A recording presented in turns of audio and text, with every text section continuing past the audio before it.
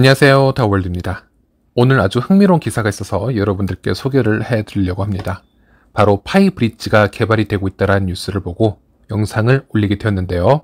이 파이브릿지 관련 뉴스를 서치를 해보니 일단 이것은 코어팀의 발표가 있었던 것도 아니고 코어팀이 주도한 프로젝트도 아닌 것 같기 때문에, 그리고 현재는 폐쇄형 메인넷 기간이어서 파이 블록체인으로의 접근이 불가능하거나 아주 힘들 거라고 생각을 하고 있기 때문에 일단은 이에 대해서 큰 기대를 하지 않고요. 이 프로젝트가 스캠일 수도 있겠다라는 생각을 먼저 해보았습니다.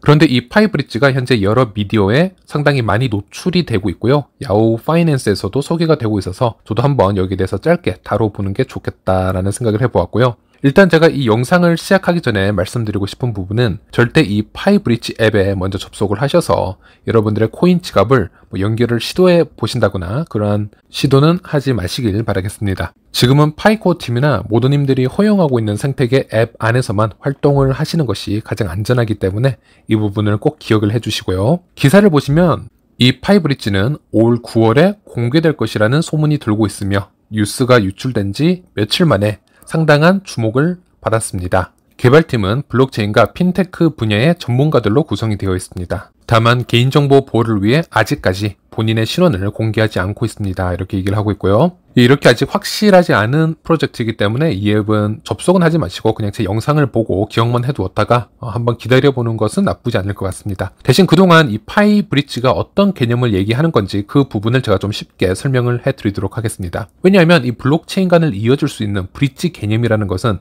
아주 중요한 개념이고, 어차피 파이 네트워크 또한 미래에 꼭 가지고 올 기술 중 하나이기 때문에 미리 알아놓으시면 무조건 도움이 된다, 이렇게 생각을 하고 있고요. 일단 이 파이브릿지가 스캠이 아니라는 가정하에 설명을 해드리겠습니다. 아시다시피 파이코인은 파이 블록체인 위에서만 움직일 수 있도록 설계가 되어 있습니다. 현재로서는 파이코인이 다른 타 블록체인으로 움직일 수는 없다고 생각을 하셔야 되고요. 그런데 이 파이브릿지를 사용하게 되면 파이코인이 바이낸스 스마트 체인이라는 다른 블록체인 위로 이동을 할 수 있게 된다는 것이죠. 어떤 방식이냐면요. 제가 1파이코인을 바이낸스 스마트 체인으로 보내고 싶어 합니다. 여러 가지 이유가 있을 수 있겠죠.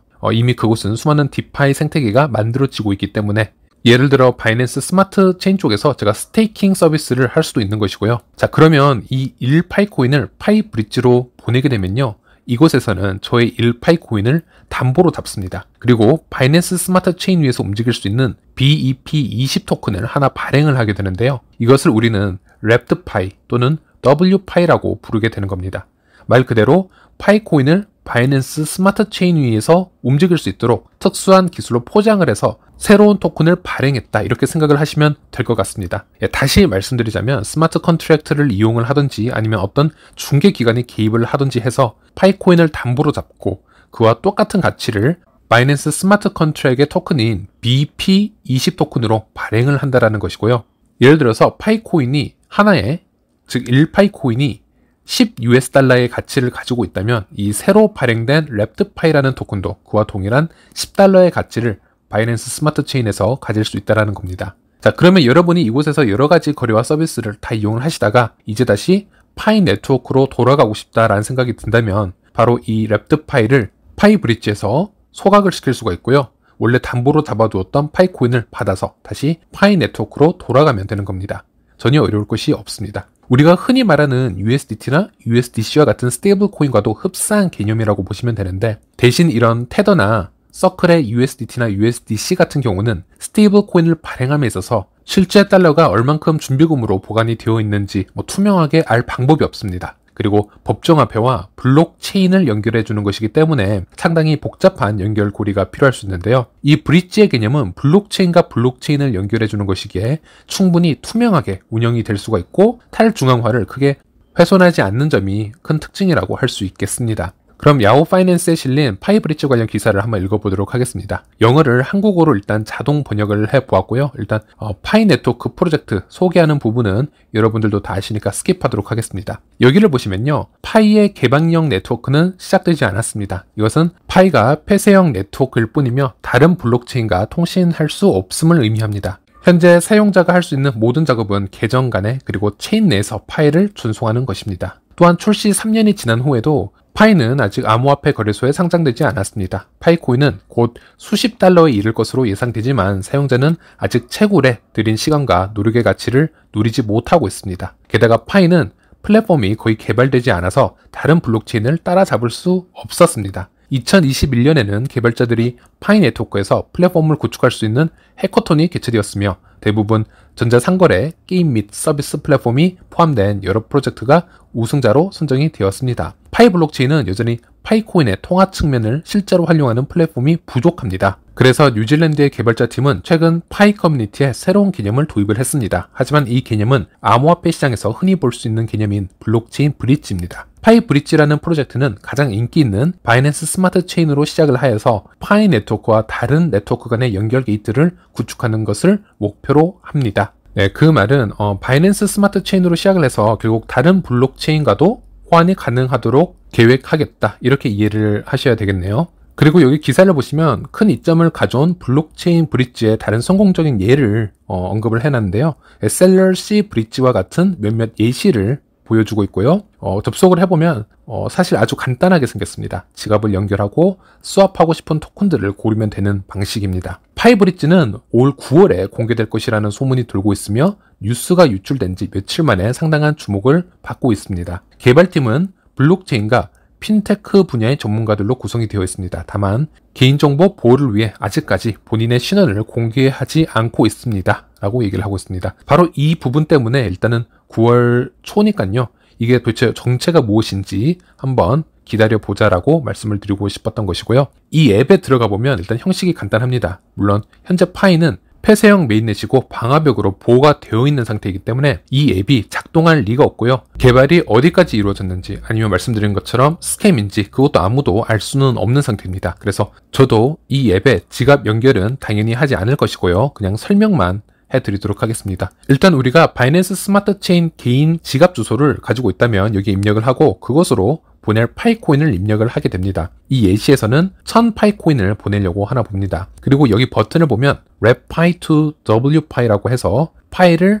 바이낸스 WPi로 발행하기 위해서 랩핑하기, 이 버튼을 누르시게 되면은 수수료가 0.01 파이코인이 소요가 되고요. 이 확인 버튼을 누르게 되면 끝이 나는 겁니다. 우리가 사용하던 파이코인은 금고로 담보로 잡히게 되고요. 새로운 WPi가 발행이 되는 겁니다. 그리고 바이낸스 스마트 체인 주소와 호환이 되어 있는 지갑을 연결을 해서 이 1000WPi를 받아가면 되는 것이죠. 우리가 잘 알고 있는 메타마스크나 트러스트 월렛도 바이낸스 스마트 체인 주소와 호환이 되고 있기 때문에 그런 지갑들을 사용하면 되는 것입니다. 하지만 말씀드렸다시피 일단은 연결을 하지 마시기를 바라겠습니다. 그리고 반대로 WPi를 다시 파이코인으로 변환시키는 기능도 여기서 확인할 수 있었습니다. 네, 생각보다 상당히 간단한데요. 파이 브릿지 관련해서는 여기까지가 되겠습니다. 지금 이렇게 파이 브릿지처럼 다른 블록체인으로 랩핑을 하여 토큰을 발행하고 있는 다른 예가 있는지 한번 살펴보도록 하겠습니다. 여러분이 잘 아시는 비트코인 또한 이런 랩핑 기술을 사용을 해서 이더리움 위에서 ERC20 토큰화가 되어서 움직이고 있습니다. 현재 이더 스캐너를 통해서 확인을 해보면요. 약 24만 7천 개 정도의 비트코인이 이더리움 위에서 토큰화가 되어서 움직이고 있음이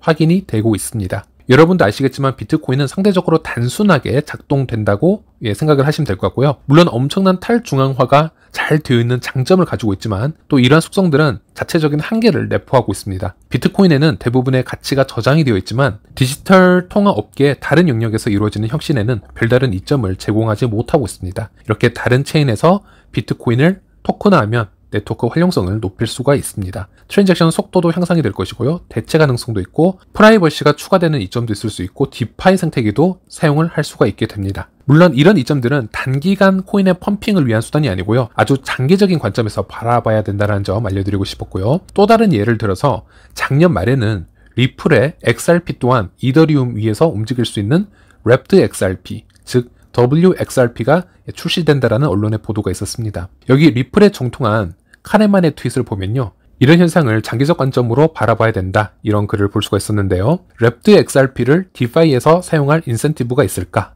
물론 있다. XRP를 담보로 자금을 빌리고 싶은 XRP 홀더는 있을까? 스테이킹이나 유동성 풀을 위해서만 코인을 손에 쥐고 있는 사람들이 많이 나올까? 아마 그런 일은 금방 일어나지 않을 거다. XRP의 앞날이 달라질까? 아마 변하지 않을 것이다. 그러나 XRP가 다양한 측면에서 사용될 수 있다는 것은 장기적으로 혜택을 줄 것이다. 이렇게 얘기를 하고 있습니다. 실제 작년 말이면요. 암호화폐 시장이 그렇게 나쁘지 않을 때였고 이러한 기사가 나왔는데도 불구하고 XRP 가격에는 큰 변동은 없었습니다. 만약에 잠시 상승하는 분위기가 있었다면 그것은 사실 XRP가 이더리움 상에서 움직일 수 있었기 때문이 아니고요. 코인베이스에서 상폐가 된 리플이 WXRP로 재상장이 될 수 있지 않을까, 그런 기대감 때문에 잠시 올라갈 수는 있었다라고 생각을 해야 될 것 같습니다. 어쨌든 이런 변화는 장기적 관점으로 봐야 한다는 것을 다시 한번 말씀드리고 싶었고, 마지막으로 우리가 잘 알고 있는 IQ도 얼마 전에 이 파이 브릿지에 관한 영상을 올리는 것을 보았습니다. 저도 최근에는 이 IQ와